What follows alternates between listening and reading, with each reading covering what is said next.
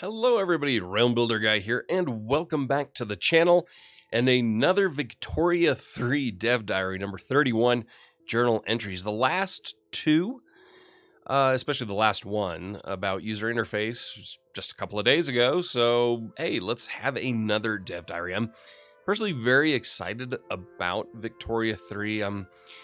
This channel has obviously been very heavy on Crusader Kings 3. And I'm always looking for additional games to throw into the mix. Imperator Rome looked like it would have been it for a while, but unfortunately, PDX or PDS pulled the support for now. We'll see what the future is with that game, but I may still come back to the game and do a series about that, maybe even in the near-ish future. We'll kind of see. But Victoria 3 is really one I'm curious about.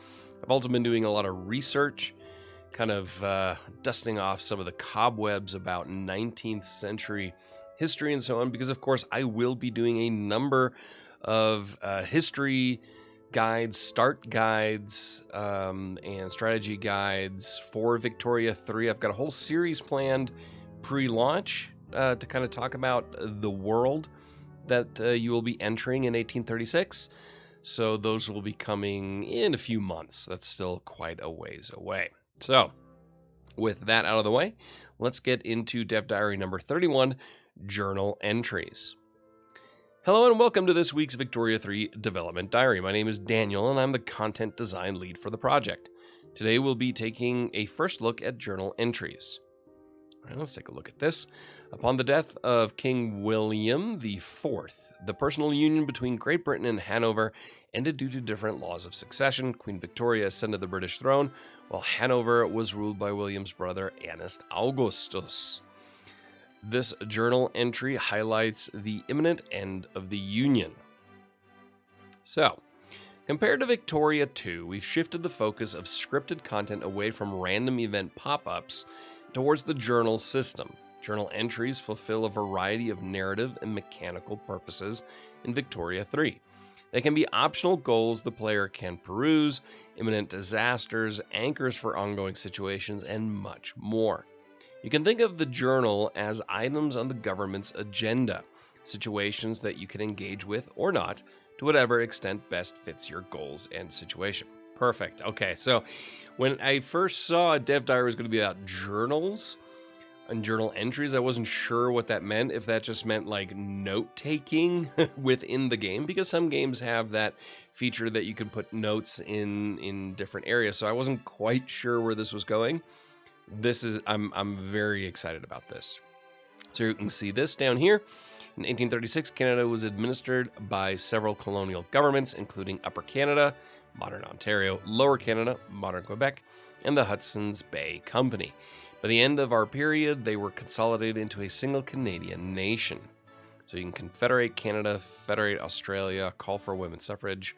So Confederate Canada has reached nationalism technology, so that needs to be done, and if completed, triggers the event Canadian Confederation. Very cool. Here we can see potential entries in the British Journal. Inactive journal entries serve to announce potential goals you might want to pursue or disasters you might want to avoid, depending on what you're aiming to do with your country. Many journal entries have an effect upon activation, usually an event presenting the situation to the character both narratively and mechanically, and sometimes offering different approaches to the issue. The Confederate Canada journal entry leads you as a colonial overlord down the path of consolidating your Canadian subjects into a single nation. So it's almost like an event tree-ish kind of a thing. So different things you can do to achieve certain goals.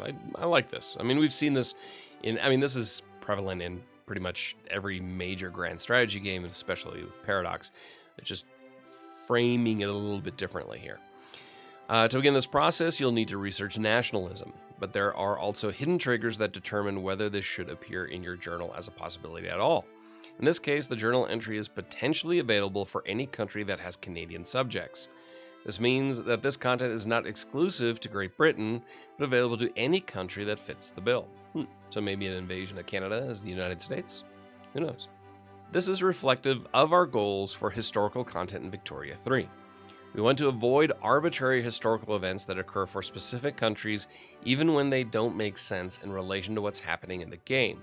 We also want to avoid writing content that only happens for particular state actors under hyper-specific conditions, making it all but invisible. So historical content should be both emergent and visible to the greatest extent possible.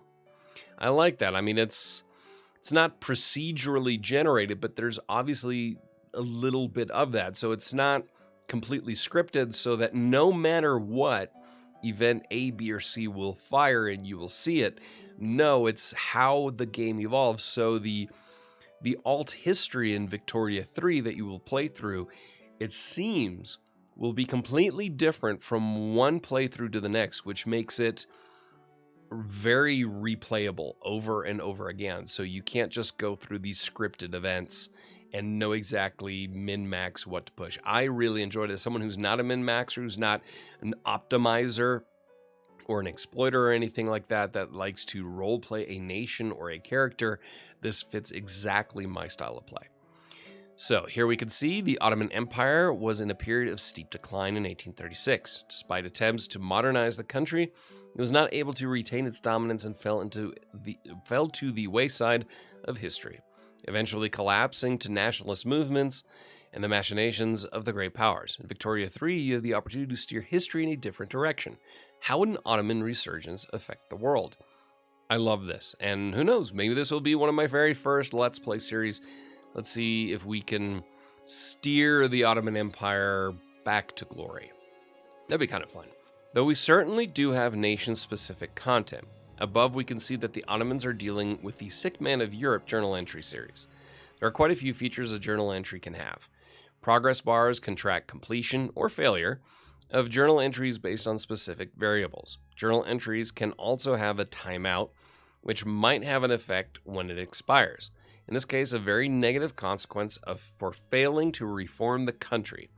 In other journal entries, we use timeouts to create limited time opportunities you can take advantage of if you're willing to commit to a goal. Additionally, there are pulses that can be added to journal entries that have effects on a monthly, weekly, yearly basis.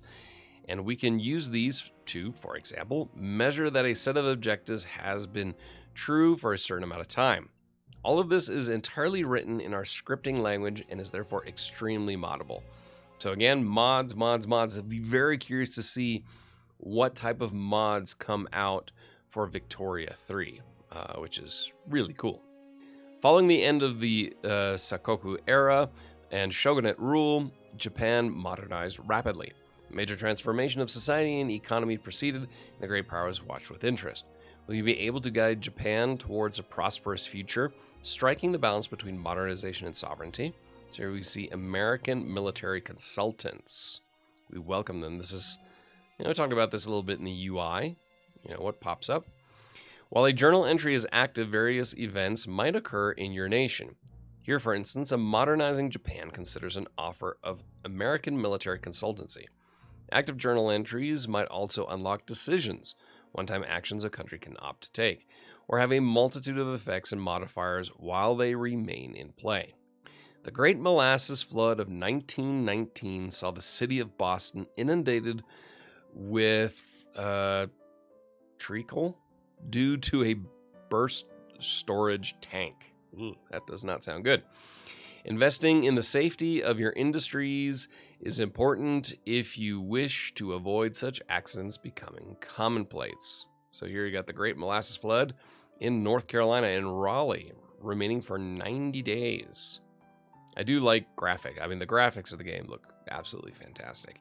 Even though this isn't really what Raleigh would look like. This is very European, but I understand it's a work in progress, so maybe they can alter it a little bit regionally.